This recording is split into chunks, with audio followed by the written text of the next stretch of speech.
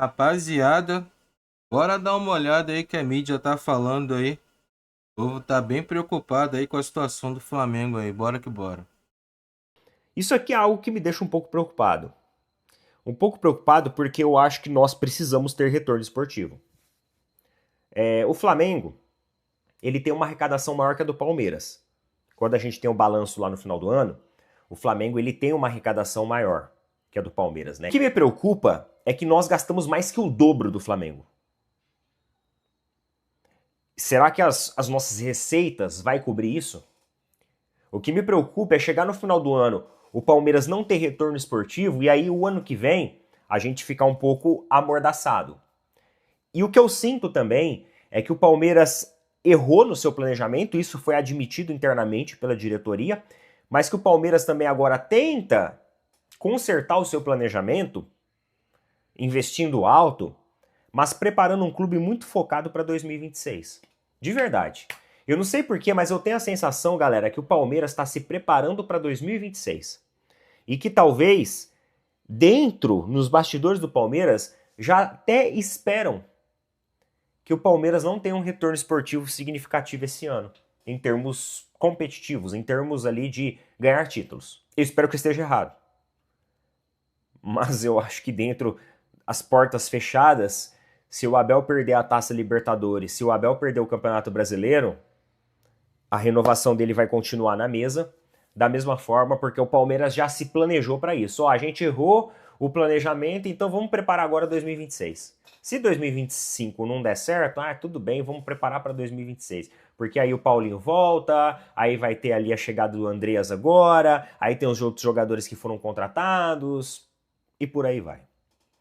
Então eu tenho essa sensação. Eu espero estar errado, mas eu tenho essa sensação. Eu não sei não, pessoal, eu acho que eu tô certo. Se nós não tivermos um retorno esportivo esse ano, tá nos planos deles. Vocês podem ter certeza que o Abel não cai, o Abel não sai, ele vai ter o seu contrato renovado. Pode ter certeza disso. Vamos observar. E outra notícia também, e não menos importante, é que o Flamengo vai receber um valor histórico em relação a patrocínio de camisa. No passado, o valor do patrocínio da camisa do Flamengo ela já era muito alta, né? O Flamengo tinha a camisa mais valorizada do Brasil. Só que agora, galera, agora esses valores batem quase meio bilhão. Bate quase meio bilhão. 444,8 milhões de reais. É esse o valor da camisa, do uniforme do Flamengo. Contando, né, ombros, os fornecedores de materiais esportivos, patrocínio master, mangas, costas, a numeração também tem propaganda, barra traseira também tem propaganda, aí tem o calção e tem o meião que tem valores menores, mas que completam também essa soma de 444,8 milhões de reais em patrocínio. Galera, é muita coisa. Subiu muito o sarrafo do futebol brasileiro. Há uma temporada e meia atrás, nós estávamos falando de 250, 260 milhões. E já considerando um valor extremamente alto. Agora nós estamos falando de um recorde histórico que está perto da casa do meio bi. Vocês entenderam por que eu fico preocupado com o que o Palmeiras gastou? Porque dos jogadores que o Palmeiras contratou, desses 700, mais de 700 milhões investidos, 4, 5 jogadores foram ótimas contratações. O resto era dispensável. Na minha visão. Né, rapaziada, realmente. Se você parar para observar o elenco do Flamengo, pelo que eu percebo assim, são estilos diferentes de contratação, né? O Palmeiras ele aposta mais, compra jogador relativamente jovem e tenta fazer o jogador madurar, valorizar para vender por um valor mais caro. Mas isso a gente sabe que é um tiro no escuro. O jogador pode tanto vingar como não, né? E a gente viu jogadores aí como o próprio Richard Rios. Palmeiras contratou, se eu não me engano, do Guarani, um jogador que já passou pela base do Flamengo ali em 2020, 21, se eu não me engano. E o jogador ficou rodando, rodando e acabou parando no Guarani, chamou a atenção do Palmeiras. O Palmeiras contratou, maturou o jogador, valorizou e vendeu por uma grana pro Benfica, né? Esse é o perfil do Palmeiras. Já o Flamengo não, já contrata jogadores prontos, né? Tipo, o Saul, Jorginho, o Carrascal, já são jogadores que chega para jogar, né? O próprio Samuel Lino, né, que veio, já assumiu titularidade. Então são perfis diferentes, né? E mesmo assim o Flamengo tem lucro, né? Porque, como o próprio Neto falou, 444 milhões é só a camisa do Flamengo. E o Flamengo não gastou nem, talvez, nem metade de todo o orçamento que faturou até aqui agora na metade do ano, vamos dizer assim, né? No primeiro semestre. Então, assim, é absurdo. Realmente o poderio do Flamengo é outro nível. Eu considero esse vídeo aqui talvez o mais importante que eu já gravei nesse canal. E por que eu acho mais importante?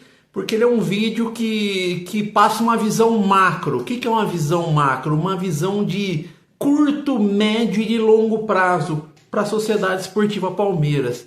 E o recado que o Flamengo, que o Cheirinho deixou para Abel e Leila, qual que é? Esse recado, na verdade, ele começou a ser gestado em 2019. Em 2019, o Flamengo já deixou claro que veio para ficar. O que é veio para ficar? O Flamengo já deixou claro que ele vai ser um dos 2 clubes ou dos 3 clubes, ou o único clube sozinho que vai monopolizar boa parte dos títulos do futebol brasileiro. Mas de 2019 a 2024 eles cometeram alguns erros, o Flamengo. E quais foram esses erros? Erro em escolha de técnico, um monte de técnico que acabou se mostrando uma aposta ruim, como o Domenech, que nem nunca tinha sido técnico na vida.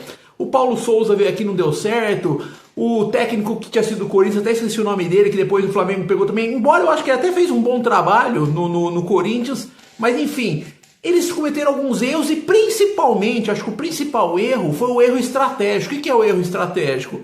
Eles ganharam o Brasileiro em 2019 e 2020 e depois, de certa maneira, nunca priorizaram bastante o Campeonato Brasileiro, que é um erro grosseiro. Em todo lugar do mundo, se você tem um dos 2, 3 melhores elencos, você vai dar uma atenção, e no caso do Flamengo era sempre o melhor elenco, no mínimo o melhor, se não for algum outro ano, talvez o segundo melhor, não sei, na época do Atlético Mineiro ali, não sei se talvez o segundo melhor, na época do Botafogo, mas do Palmeiras sempre teve um elenco melhor que o do Palmeiras. E o que o Flamengo fazia? Ele não priorizava o Campeonato Brasileiro. E ao não priorizar o Campeonato Brasileiro, era um erro. Muitas vezes priorizar mata-mata, você perdeu, você tá fora. Claro que a Libertadores esse tempo vai ter que priorizar. Mas o ponto é que esse ano, desde o começo do ano, eles já falaram, a prioridade é o Campeonato Brasileiro. Claro que o Campeonato Brasileiro é Libertadores, mas tipo dizer, na Copa do Brasil agora é segundo plano. Por quê? Porque não faz sentido nenhum você ter o melhor elenco e ficar priorizando mata-mata com o risco de não ganhar nada.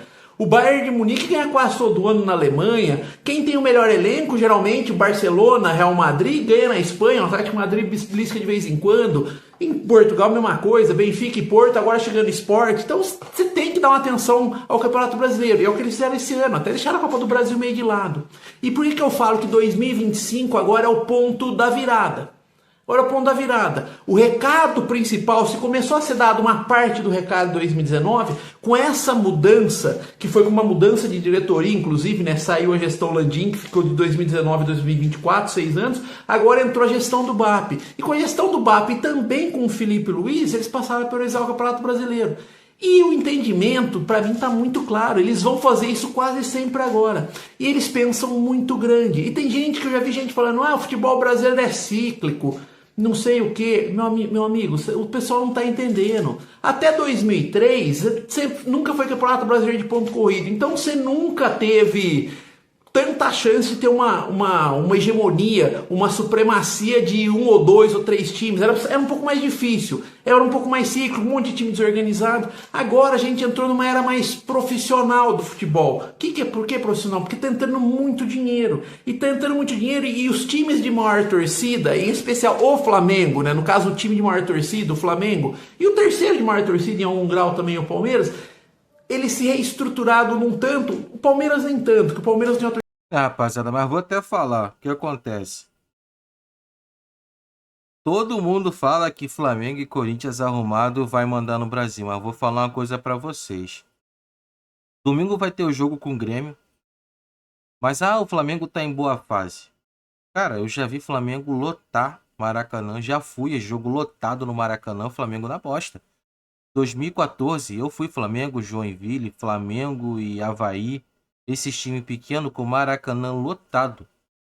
Então, assim, o Maracanã, no meu ponto de vista, já não tá dando mais vazão pra torcida do Flamengo. Pra vocês terem noção. Se o Flamengo, quando tava na bosta, já lotava estádio, agora tem essa questão do estádio aí que o BAP tá tentando tocar, tá com um pouco de dificuldade, mas é natural. O BAP tá corretíssimo. No meu ponto de vista, tá corretíssimo o BAP priorizar a parte esportiva, porque é o carro primo do Flamengo, é o carro-chefe, digamos assim. Então, se deixar o desempenho esportivo cair, as outras questões, outros setores do clube vão cair também. Sócio-torcedor, patrocínio, visibilidade. Isso aí tudo vai... É uma demanda puxada. Uma coisa vai puxando a outra. Então eu não acho que o BAP esteja fazendo de uma forma incoerente, não. Tô entendendo que ele está fazendo até de uma forma muito coerente, um tocante ao assunto do estádio. E sobre que a imprensa fala assim, realmente, né? A torcida do Flamengo, ela abraça a causa, né? As pessoas falam, mas o Corinthians pode bater frente com o Flamengo. Cara, eu acredito que não. Por quê? Em 2016, 2017, até acho que foi 2014, 2012, quando o Corinthians ganhou o Mundial, o Corinthians teve tudo para decolar e manter o orçamento do clube nas alturas. Isso não aconteceu. Por que eu falo isso? Só como é que tá a situação do Corinthians hoje? Todo endividado, todo enrolado aí, devendo até as tias da marmita, como brincam aí. Não sei se isso é verdade e tal, mas eles estão totalmente enrolados com dívida. E eles tiveram a oportunidade deles. Não só agora, o Corinthians já teve outros momentos bem também, como lá atrás com a MSI, se eu não me engano, que tinha o Tevez. São clubes sazonais. O Flamengo não é um clube sazonal. Por quê? O Flamengo pode estar mal, como pode estar bem. É um clube superavitário. Ele dá lucro mesmo assim. E muita gente vai na onda, surfa na onda e ganha junto também.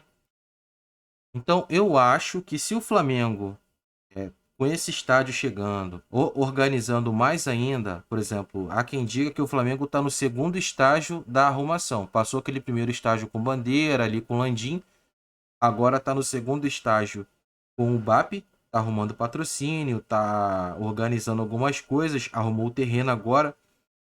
E o próximo estágio é o estádio do Flamengo. E vai... Galera, assim, o Flamengo organizando essa questão de estádio, assim, vai ficar um absurdo o faturamento do clube. Com o Maracanã dividindo com o Fluminense, já fica uma coisa assustadora. Só até aqui na metade do ano, em julho, o Flamengo já arrecadou equivalente a todo o ano passado. Na metade do ano. Então você imagina se o Flamengo tiver o próprio estádio, com as receitas enxutas, a dívida está controlada. Zerada, eu acho impossível algum clube no mundo zerar a dívida. Mas pensa só, quero que vocês comentem nos comentários onde vocês acham que o Flamengo pode alcançar aí quando vier essa questão de estádio, enfim. E só uma coisa, eu, sinceramente, eu só não acredito, porque eu já vi gente falando, façam como o Flamengo. Gente, isso não é assim que funciona, tá? Só o Corinthians. Façam como o Flamengo. Sabe aquele coach que pega 50 pessoas, coloca numa sala e fala, se todo mundo fizer isso aqui, todo mundo vai chegar no mesmo lugar. Não é não assim. vai. Não é As assim. realidades são diferentes. Como é que então, Não é beleza. assim. O América aqui faz igual o Flamengo e vai chegar onde não é Não assim. é assim. Não é assim. né? Agora, de organizar, né? A passagem pelo Bandeira lá, para organizar o Flamengo, para preparar a cama para os posteriores conseguirem também colocar o Flamengo onde o Flamengo está, teve todo um roteiro, né? E nesse roteiro, quem mais tomou porrada foi exatamente quem fez o trabalho sujo e mais importante, que é o de reestruturar, né? Então, assim, trabalhar com gente competente, trabalhar com gente do ramo. Não adianta você chamar um eletricista para resolver um problema hidráulico que não é a dele, né? Ou pegar um cara com cartão eletricista, bombeiro hidráulico, pintor, mecânico e etc. Né? Não é assim que futebol funciona. É diferente de tudo, cara. E mais do que nunca é necessário que os clubes trabalhem com os dados. Com os dados. Claro que o empirismo é importante, mas os dados e gente competente. Gente competente. E uma outra coisa, esse papo de cortar gastos acima de tudo é uma coisa também que me incomoda, porque não foi fazendo só isso que o Flamengo chegou onde chegou. Com Bandeira, fez porque ali precisava, mas tratar isso hoje, o Flamengo hoje é um clube que, né, ele não tem esse negócio de corta os gastos. Não, eles cresceram também sendo ousados, investindo. E altos investimentos. E hoje eles conseguem vender jogadores caríssimos de base, ganhar, e principalmente o reforço da marca. E aí você olha para o patrocínio que o Flamengo conseguiu agora, que é uma bala, né, mas o tamanho do Flamengo também ajuda nisso. Então, Mas é isso, rapaziada. Eu não vou nem estender mais. A mídia vai tentar sempre colocar um contrapeso na balança, né? Todo mundo sabe que o Flamengo é o carro-chefe no Brasil.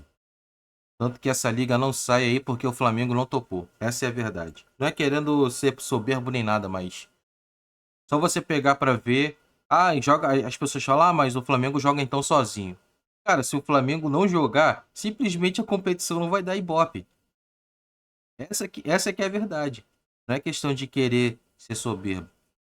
Mas a graça da competição é o Flamengo. Tanto que você vê, cara, eu botei mídia aqui do Sul, eu já botei mídia de Minas, canso de botar mídia de São Paulo. Tem vários canais no YouTube aí, pessoal do Nordeste. Galera, todo mundo fala do Flamengo. O Flamengo é o que mais vende jornal. Então, não é questão de ser soberbo. Não vou nem falar mídia do Rio aqui, porque é um bairrismo absurdo, né? Mas esse aí é o vídeo. Espero que vocês tenham curtido, beleza? Comenta aí o que vocês acharam, se vocês concordam ou discordam aí com a opinião do pessoal da mídia aí. Fechou? E é isso. Se inscreva no canal para não perder nada. E é isso. Tamo junto. Até a próxima. Valeu. Fui.